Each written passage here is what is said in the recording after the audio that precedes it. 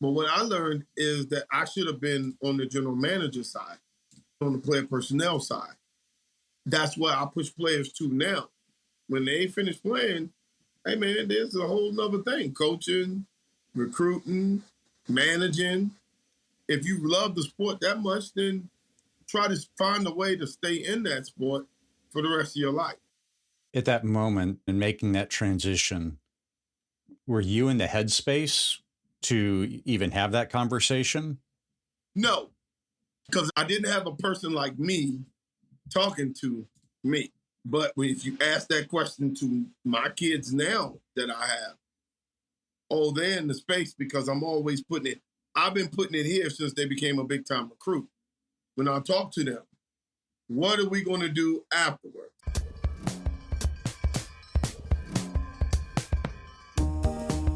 Albert Einstein said, "Don't think about why you question, simply don't stop questioning." Welcome to Curated Questions. I am your host, Ken Woodward. And these questions are not mathematical equations, but rather a resource to encounter personal reflection and growth. As Tupac Shakur stated, even the genius asks questions. Now, let's engage the questioning community. Tony Kennedy began his collegiate football career by earning a Division I scholarship at Virginia Tech in 1988 through 1992. In 1993, Tony signed as a free agent with the Dallas Cowboys, fulfilling a childhood dream. Although he finished his professional career in 1994, he has remained active in the collegiate football community by directing and organizing various All-Star Bowls. Through the Kennedy Sports Group, Tony represents and mentors athletes as they navigate the complex landscape of representation in collegiate and professional sports. Chief among these complexities is the policy change that allows student athletes to monetize their personal brand through endorsements of name, image, and likeness, or NIL, while keeping their amateur status. Additionally, Tony is the co-founder and CEO of RxSports.net. This leading CBD company delivers safe and effective solutions for inflammation and pain management to athletes, individuals with arthritis, veterans, and pets. Tony, welcome to Curated Questions. It's good to have you here. Thank you for having me here on such a hot, warm day in late April in D.C. So thank you. Thankfully, the August humidity has not kicked in yet. I'd like to start with, when did you first understand the power of questions to kick things off? When did I understand the power of questions? You asked. Not until I talked to you the other day. We talked the other day and you kind of explained. I mean, that's when I understood the power of what you were trying to do. I was lost at first. I'm like, questions? I guess most people go through life with, they think they have the answers, but you got the answers to what? The questions come first. And that's why we're here. Beautiful. So you played football at Virginia Tech and then transitioned to free agency for the Dallas Cowboys. Mm-hmm. And then you transitioned into the business world. Were there any particular questions as you think back on some of that journey going from school into the professional world of the NFL and then pivoting out to the business world? Were there any particular questions that shaped that journey for you or might have been impactful for you during those various pivots or phases? Well, I mean, you have to understand, when you go from college, and then I went to pro, and I left it up to my agent. And so let me take you back. For years and years, the NFL draft was 15 rounds. Okay. So 15, 12 rounds. By the time I got there, it was supposed to be 12 rounds. And my year was the first year that they took it from 12 to 7. And all of us who were fringe players, we had a lot of questions. What happens here? What happens there? What are we supposed to do when you're supposed to go from 5th round to whenever? what the questions that we had for them, they couldn't answer because they've never done this before. So it was kind of strange because when you're a fan of teams growing up and everybody's talking to you, you feel like you cheating on your team that you've been cheering for all this time. So growing up in DC, I was a Cowboy fan. And I've always been a Cowboy fan just because they had to start. Wow. And actually, it was because of my cousin who used to beat me up all the time, liked the Redskins, and I wasn't going to like any team that he liked. So Okay. he screamed the most when the Cowboys would play them. So at 5 years old, I started liking the Cowboys somewhere like September, October of 75. And Wow. I had started liking them, and it's just amazing what that could do. That my other cousin, as a little kid, I started seeing him playing football in high school. So it led me all the way up to where I was at Virginia Tech, and I'm coming out of school, and I'm thinking, man, I could go anywhere, boom, boom, boom, boom. Oddly enough, had Joe Gibbs not retired, they were really high on me because of the way I ran the ball. I was a running back. And that style that they were using, it was perfect for me. But I just look at that and just say, okay, but I got my one shot. It was with the Cowboys. They were the ones. My agent did this. Everybody thought I did it. I'm like, just because I cheered for them, don't mean you can get that lucky. And I'll never forget going there and flying into Dallas and they picking you up and you going into the facility that you've seen in the Dallas Cowboy Weekly all the time. Yeah, absolutely. And just 3 months earlier, they were world champs. And so I'm looking all around, I'm like, wow, I'm actually here. And I had a lot of questions. What am I supposed to do? How are we supposed to act? What time are we supposed to be here? Where do we live? I mean, it was just full of just questions because when you're a rookie, but one thing is for sure, they don't know your name, they call you Rook. That was my name. They called you Rook so much that I started calling myself Rook. Like, Rook, what you going to do? But that was 1993, and they were the best team in the world. They just won the world title. And just going there and seeing Texas on that level, it was different than what I thought it was going to be as far as being from the D.C. area and then going to Texas. I thought it was just going to be more southern. Dallas was a big city. Yeah. And just beautiful, actually. It's kind of surreal because as a kid, you never think that you were going to make or do anything with any of that other stuff. And that was an amazing time in my life of just trying to transition into the pros. But I transitioned to the team I've always cheered for. Woo! It's kind of crazy. Yeah, so like that first time that you came out of the tunnel onto the field of your team that you had been cheering for what's that, 20 years roughly or something like that? Almost 20, yep. Yeah. What was, I mean, regardless of however that particular game turned out, what was that moment like for you? Well, I believe it was against the Raiders. It was a little strange because you walk down the old Texas Stadium. It was actually, the old Texas Stadium was beautiful too. And it felt like you was walking into a living room because everything was carpet, the nice blue paint. And it just didn't feel like normal football atmosphere because you're used to grass, used to the smell.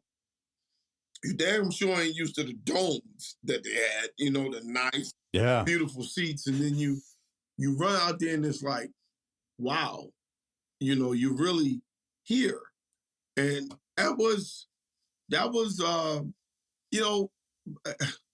look back now and I was like, wow. But I have something that I always wanted to tell people. During the training camp, Jerry Jones he was just so out with it when he won the title.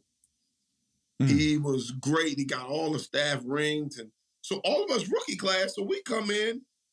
One day we had practice and they say, "Oh, stop practice." We see a cart pull up, and they got nothing but Super Bowl trophies. The little ones that the same one, but they have the size. So they want us to grab them and take a picture. We grab it. They get on top and they take a little picture. I mean, for about 5-10 minutes. Jimmy Johnson's pissed now because we got to get going. They tell us, go take the trophies and go put them back in your locker. So I go take trophies, put them back in my locker. Week go by, trophy still in my locker. 2 weeks go by, trophy still in my locker. I'm like, oh. I take the trophies, take them to the trainer and say, look, man, there's 2 trophies here. You know, we weren't on the team, this and that. Guy trainer just grabbed them. He put them like straight back where you could see them. That thing stayed there another 3 weeks. They didn't even care. Wow. That's one I regret. So I regret something. I regret that because I would have sent it home. I mean, I guess he wanted us, and I'm not sure what the other rookies did. I think they kept them. I don't know. I mean, they just gave them to us. Right. But inevitably, if you would have done it differently, then I would argue that would have been like one of those tests you hear people doing for honesty. Your hands are clean at this point, right? You did the right thing, but wow, that's crazy that there was no guide. Oh, because they never asked for them. They was like, I saw people just take them. I'm like, I just left mine. And ain't nobody ever come get out my locker. They come get everything else out your locker.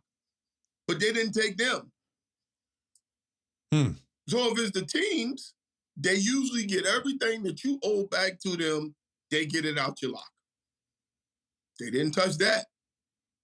I always tell people, I was there long enough for a cup of coffee, but the questions of why me, why this time, why did I go to one of their best teams in history as far as how deep they were, the players.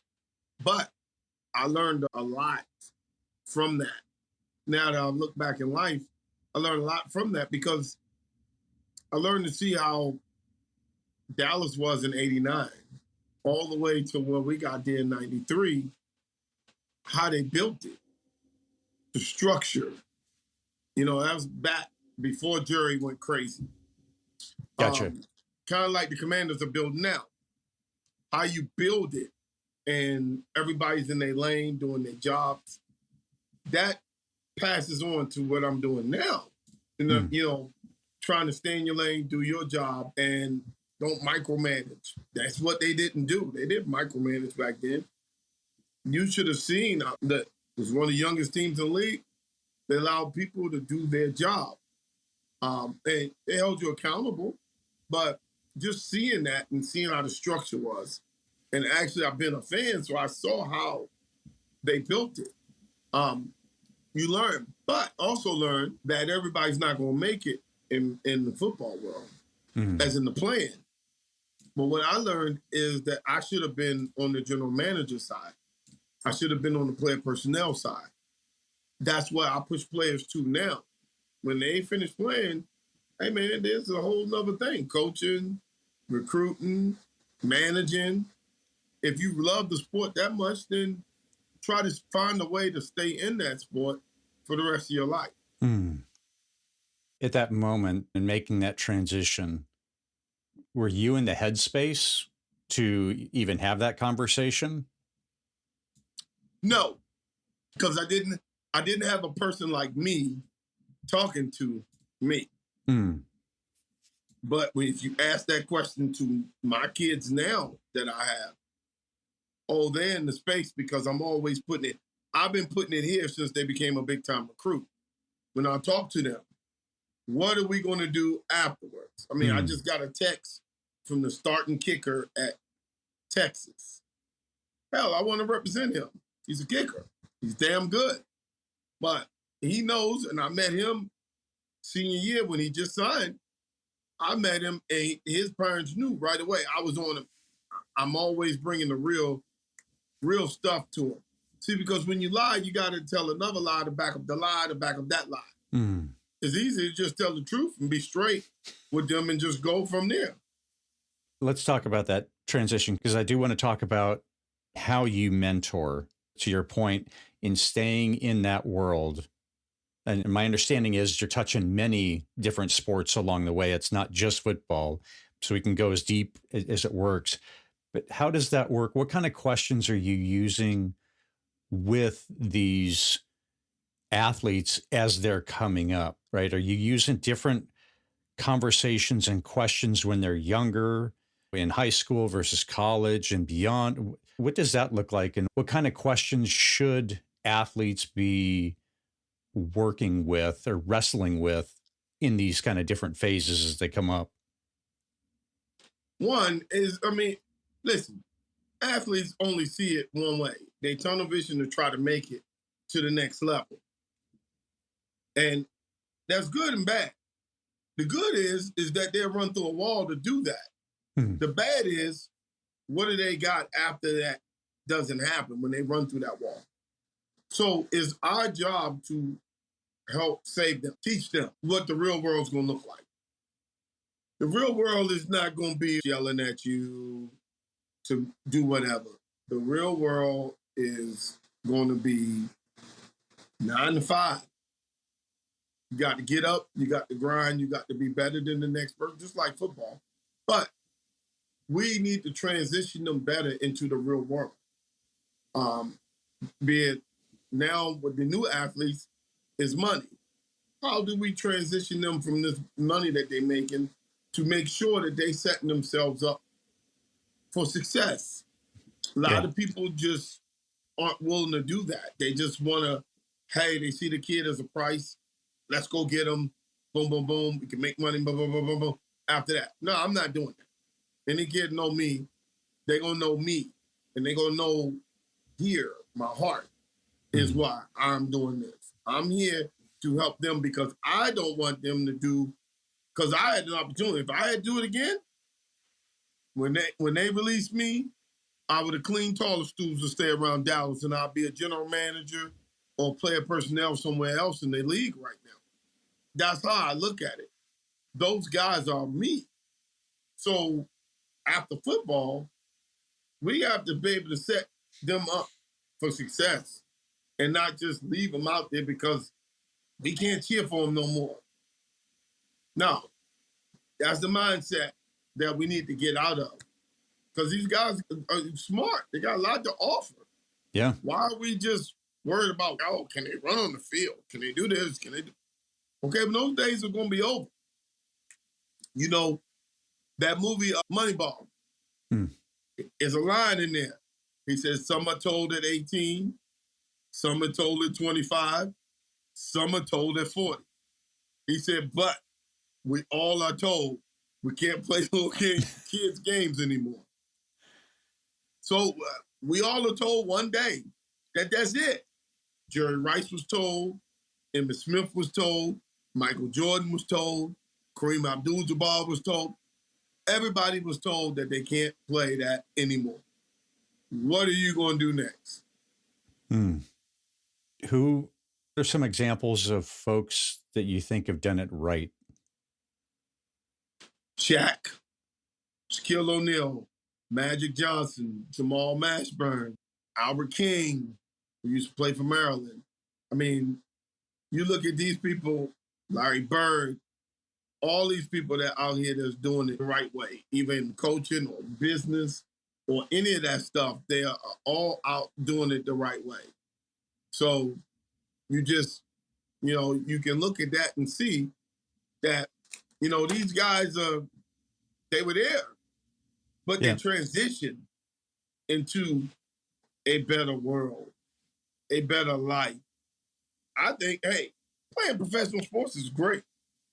But I think after professional sports and living the rest of your life is even better because that's such a small time in your life.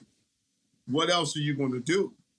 How are you going to, how are we going to get there? When I say we, I mean me too, part of the problem. We have to do a better job in making sure that these guys transition to that world. We all hype when they playing. Oh, yeah, that's my man. That's my guy, blah, blah, blah, blah. But when they ain't playing, you probably can't even get a call from them. Yeah. You know, Yep. That's not me. We're not running Kennedy Sports Group that way. You're going to get it here at the heart. You're going to feel it, that we care about what happened to you. All that other stuff. See, the problem is that everybody just do everything for money. If you do it from the heart, the money will come. It'll come. But you got to do it from the heart first.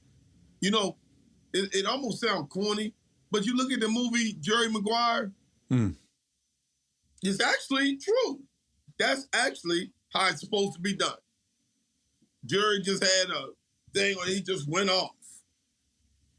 But he set himself up later on because he was just no good agent at first. Yeah. But then when he came at the end, when he was with his guy, now he was from the heart. And that is how it should be if you're going to represent players. What do you think the questions are that folks that are doing it the right way should be asking? As you say, working from the heart, what questions might you be using to position yourself so that you are caring first and foremost for the athlete with the right mindset? What might that look like? Why am I doing this? Why am I waking up? Why am I calling this many people? Why am I here? You know, those are questions that we all should ask. Why? And if you can't honestly look in the mirror and say that you're doing it so that that kid can be better than where he started or better than what you have done. See, my goal is to get them to be better than what I've done. Give them at least the opportunity so they had the chance. I mean, I would love for them guys to be general managers and player personnel. Man, that gives me more connections to the people. Sure. You know, I mean, athletic directors and doctors and lawyers. I love it. But you have to have it to where you got to get the hate out your heart because you didn't make it or you didn't do whatever or you didn't do. You can't be in this thing and have that hate in your heart, which I see in a lot of people. Hate and jealousy. You have to be really clear with yourself. Are you really happy for that person? Are you jealous that he made it? That has to be clear before you can even work with any of these athletes. Because, hey, yeah, they get NIL. I would have got a whole lot of NIL. Just wasn't the right time. There was probably players when I played and be like, man, I would have done a whole lot if I could have got to Virginia Tech. They looked at me like I was like, you know, we did better than them. So we're doing that same thing to them. You know what I mean? Hell, they going to come another 20 years. Players are going to be getting $1 million per position. And NIL people going to be like, man, I wish I'd have been playing now. Right. You know? How did you work through that jealousy? Or was it an issue for you? I mean, I could understand how that would be the case. Well, it could be if you were bitter. I think the good Lord got me with this. He said, I gave you your opportunity. And I gave you your opportunity on your favorite team. Didn't work out. But you got to go to London. You got to make friends with 4 or 5 Hall of Famers on your team for life. You got to see everything. You got to experience this whole world for 6 months. That was my calling. Because now I'm free. I don't have no what ifs. There's a lot of people standing on the corner talking about what ifs. Oh, I should have. Oh, I could have. No, I don't have that. I've never had that. And when I get around them, I'm happy for all the people who were successfully, who made it in the NFL. I'm the biggest cheerleader. Nice. I would certainly think that energy is just very generative and just this positive energy spiral to help them achieve what they want. Yeah, it is. But you have to be a person that's set with yourself. And you have to be a person that's fine with yourself. I'm perfectly fine in the sports world. I have nothing to prove. Nothing. And I make that known. I have nothing to prove to anyone. How did you get to that level of confidence? Because this is sitting from the cheap seats, way on the outside. You see the stories about the guys talking about their best days were their high school football. They can't let that go. And so that comes up in every conversation. And egos, I mean, you got to have a little bit of an ego to go and be the best in the world. So how did that work for you such that you don't have anything to prove? Well, one, let me start so I can bring you into the inside. Every player, when he's told he can't play anymore, you go through a little small depression. You go through a little depression because you've been doing this all your life. Yeah. So some people feel like that's how you get knocked down. But when you get knocked down, how do you get back up? Luckily, I had stuff to do. I know that I was just more than just a football player. Mm. I have a degree in history. I know there was a lot more left than just being a Dallas Cowboy or being a football player. Yeah. And once you realize that you have other stuff that you can chase, then you got to let that go. Mm. 2 months, 3 months, after the Super Bowl that year, you got to let it go. Now, do I want that Super Bowl ring that they had that year? You daggone right. But, hey, man, I can't complain when Barry Sanders, one of the greatest running backs ever, don't have a Super Bowl ring. You can't complain. You need to shut up, put your head down, and keep working. If you were sitting down with someone that just got that news, what kind of questions might you use to help them through that process? Whether it speeds it or not, that's up to them. What kind of things might ask them to help them be positioned to work through that period? Well, it's a little different now. I would tell them to prepare, to hope for the best, prepare for the worst. Because you can be moved like that. And then take this and understand it's a job now. It's a job. Go at it as such. It's a job. You may not be friends with all the people that you work with. That's fine. Get the job done. Understand, you're here to do a job. If you don't do your job, they're going to replace you. That's what I would say to them. That has to be a tough time for folks whenever they do get that call or, have that conversation. Okay, it's time to make that transition. Because like you say, it's kind of what everything you've known for however many years. And that's been the thing that you've been pursuing. And then certainly for however long that you're playing the sport professionally and getting all the accolades and public adoration, and then for that spigot to get turned off, that'd be tough. Yes. Yeah, it is. I mean, but that's life. You got to, listen, football players know adversity. Athletes know adversity. If you get down, and especially in football, what they call them up down. You get knocked down, you got to get back up. Get knocked down, you got to get back up. Same thing. You just got to do it now with something you've been used to playing since you were 5 or 6 years old. So, yeah, it is. Wow. Have you been doing some variation of the sports representation kind of since you left football? Or when, when did that kick in? We're doing NILs. We're just starting a year or two ago. I actually negotiated a contract with NIL. So it was small, but we want to handle the financial side with them to help them through this way because my financial guy is excellent and he can set them up for the rest of their life and not much money. And that's our goal, is to set them up for the rest of their life, not enrich us. We're going to be rich because of what we're doing. Yeah. We want them to be wealthy. And the only way you're going to be wealthy is by making smart moves with your money and not just spending it all because you got it.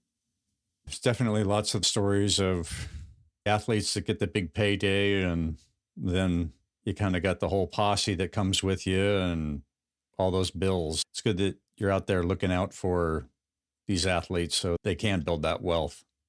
What might be some questions that you think athletes should be asking, whether early on or later on in a career?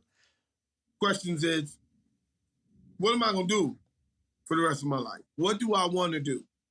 What is success? I see success as getting up and doing what you love to do every day for the rest of your life. I don't care how much it pays in salary. If it pays the bills and you love doing it, then do it. Yeah. That's being successful. You know, to me, that's success. It ain't about how many cars and houses and stuff that you have. It's that what you're doing, and it's the people you touch. When you leave this earth, did they name a park after you? Did they name a school? Did they name a award after you? How many people did you touch when you were here? That's being successful. And that's the mindset I want our people, whether you're working with us for RX Sports or you're doing whatever, I want you to have that mindset. You want stuff named after you. Leave a legacy, not bills. Yeah, I love that. Leave a legacy, not bills. That's great. And no doubt the people behind you would prefer that's the result, those that you leave behind.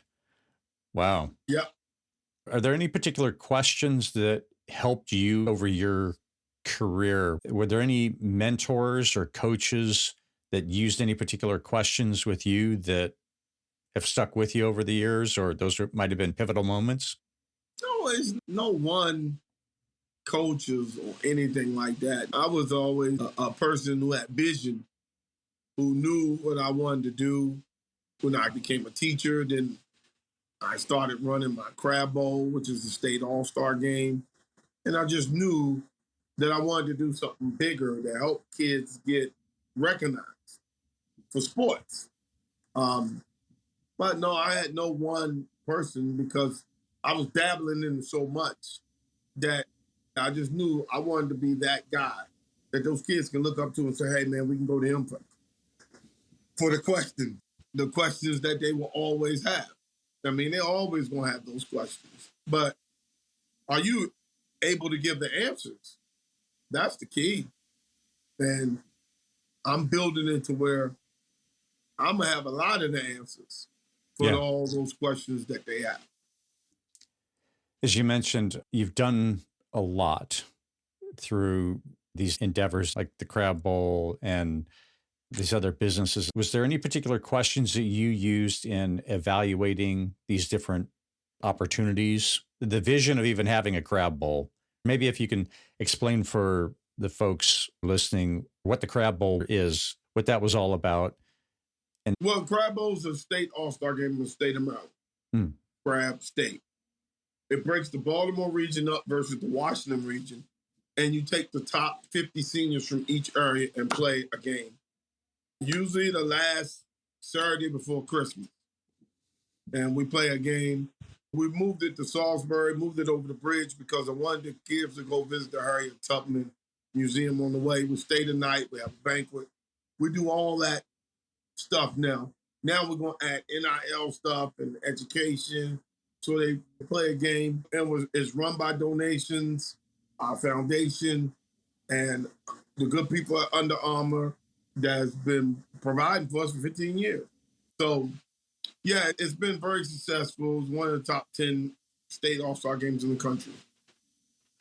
I was proud to be one of the people that was running with it. So, Regarding RX Sports, the CBD company, what do you see as the opportunity for folks with RX Sports? RX Sports is going to be the leading company around the world for pain management. We're the people's pain reliever. It is a CBD company with no THC. So let me explain. Cannabis and hemp plants are cousins, okay? Cannabis, which is weed, is high in THC. It's what you get tested for, and low in CBD. Hemp is high in CBD and low in THC. We have the hemp plant and we just extract the THC out. That is the reason why we're allowed to go to schools, we're allowed to go to whatever, but they all been mixed together. But as I was showing you and telling you, we got colleges now who are trying to replace different things with our stuff because it is much better and it's natural. So Beautiful. That's where we are with RX Sports. RxSports.net. You can look us up, send it to your doctors, do whatever. We're here to stay and we're here to play and make sure that we get to our athletes for pain. And it's just not for our athletes. Yeah. We have RX Silver for the old, RX Pets for the doggies and kitties, RX Vets for the veterans. So we're going to be able to get all segments of the population. That's us. That's what we're going to do. And hopefully by the Olympics, we can be a $100 million company. Wow. So just clarification in the different plants. So it's the hemp plant you pull the CBD out of, correct? Yes. The CBD, hemp is high in CBD and low in THC. Yeah. So you take the THC out, you got hemp, and that's what you use for when you say CBD products. Years ago, we had some for our pups that we'd give them some CBD oil when the rainstorms were coming through, and it really helped them with the anxiety. It does. He probably was on the indica. That helped with anxiety and stress and everything. We have our indica is called sedate. Usually people take it towards the evening after dinner to help wind down and get them to rest. Gotcha. And then the sativa is during the day, is energy, but it all gets in your system and it helps clear out inflammation. So it's pretty big. It works. So what we've been doing is just pushing our rub, which is one is called Red Effect, the other one's called Blue Magic. One is warming, one is cooling, and it works wonders on anything that's pain, arthritis, any of that. You've really been able to find a market within the athletic community to be able to support them in their recovery. We started college first. Okay. Because college has a bigger marketing machine, and our athletes go hand in hand with what we're trying to do with NIL. But we want to start with college first because that's the market. That's the people. We want to help them out. We eventually get to the pros. It'll be there. So, we're working on our advisory board now. And we have a huge convention next month in Atlanta. The American Medical College. Okay. Yeah, is a huge convention. Gotcha. So it'll be a great opportunity to really get the word out for you then. Expand beyond what you currently got. Over 5,000 participants there. So, we're going to really make it right. Do you have any other thoughts or encouragements about questions that we haven't necessarily explored? Not really, man. You really covered it all. You've really gotten into it. I mean, successful people, who do you hang with? You want to hang with people who have vision, who strive for success. Yep.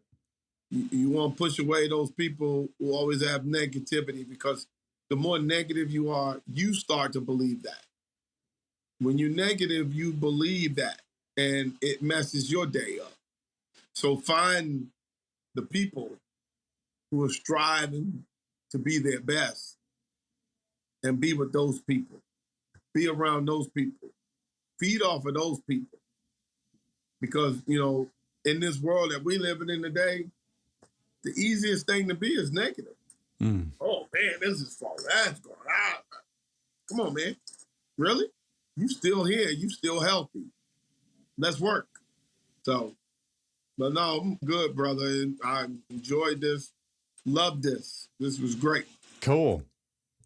Thank you for your insights and walking us through your story, looking at it through the lens of questions. So this was a fun conversation. I appreciate you taking the time. Thank you, brother, man. Thank you for having me anytime, man. Anytime. Ken here. I gleaned 3 primary insights from the conversation with Tony. What moments resonated with you? Number 1, the applicability of time phase questions.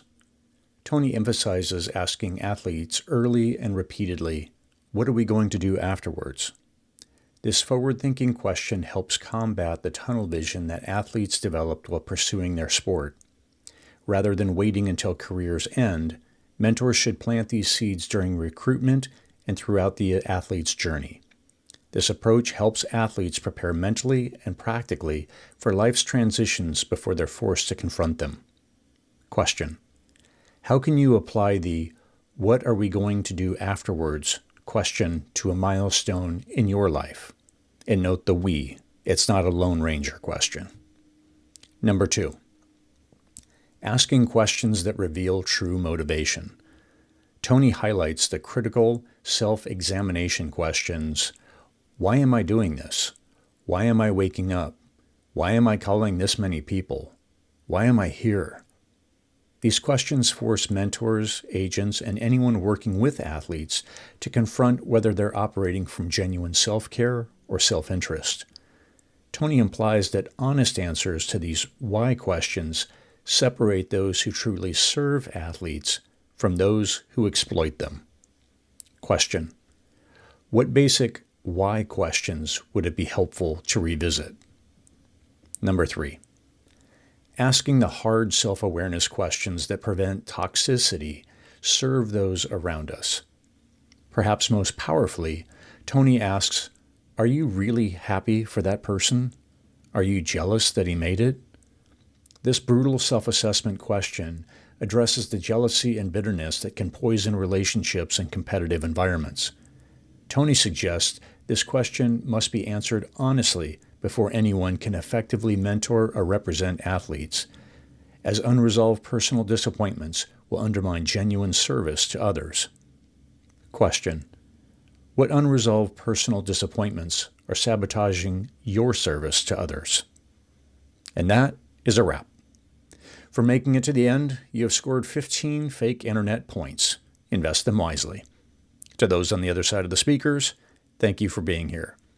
Gratitude shout out to Beauty Pill for the show's music and producer Ben Ford for the technical help.